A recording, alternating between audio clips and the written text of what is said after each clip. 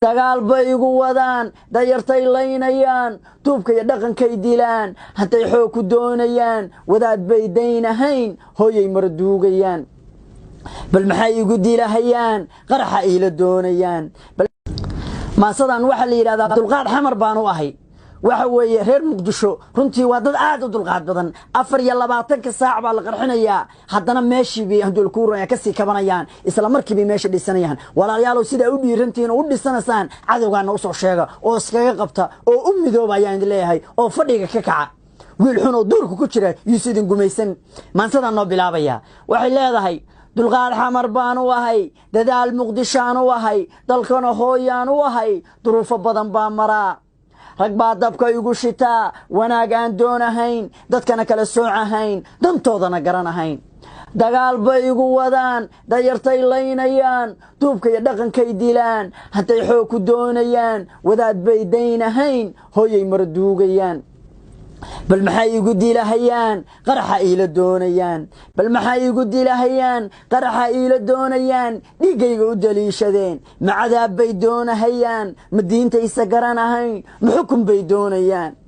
maxay aabadiif badeen darbiyada fariisiyeen dibnaha kala qaadi waayay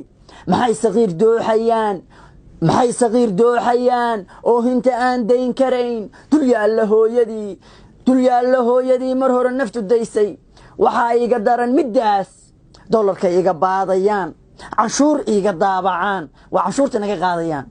waxa iga daran midaas dollarka iga baadahayaan canshuur iga daabacaan dadkayga lagu leynaya qaraxa loogu duugaya ilinta looga daadiya haddaan diidi lahaa midaa damiirka soo celin lahaa diinta ku dagaali lahaa dawladda la shaqayn lahaa dulliga waxa suuqi lahaa dalkan ka xoreyn lahaa dib baa looga sheekayn lahaa daanaday geysan jireen haddii aan dalku dhiiga dhaqaajin lahayn oo waxaan iska kicin lahayn dalkan ku dikayn lahayn halkan doonaan aadi lahayn nimcaan wada diyaaqi lahayn duruufana soo mariyo dhibkan wada duugi lahayn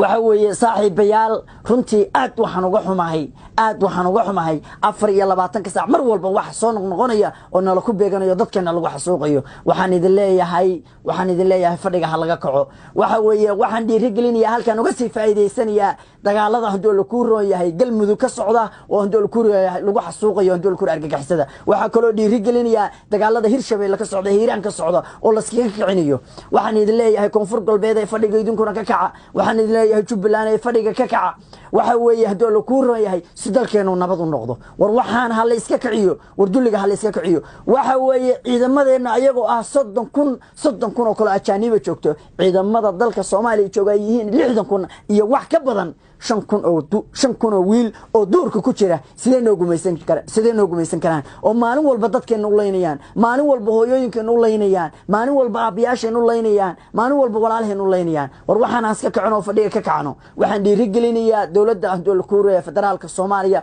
waxaan idin leeyahay sidee idin kaga go'an tahay waxaan idin lagu saaro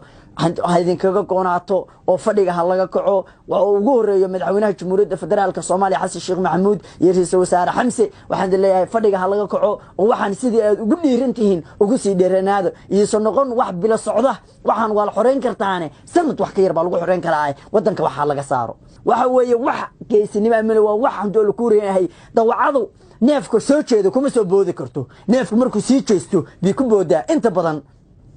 marka waa sidaas oo kale adoo soo jeeda wallahi bi saxabad kugu soo ridi karin iyo billaah waa marka waa gaadmi yaqaaniin hadoo ku gaadmi dad ku dilaan oo qaraxa ugu leynayaan marka fadhiga ha laga kacaan idin leeyahay hadalka waa dheereey waxa weeye fadhiga ha laga kaco waxaan hadii aan fadhiga ka kacno waa iska saaranahay argagixisadaan mar dambe isa nacsuuqin waxaan mar dambe isa dhicin ciidamada xoogana hadoo la ku roon yahay waa dhiirigelinaya ayagana 24 saac hadoo la ku roon difaaca dalka u taagan aad baad u mahadsantiin salaam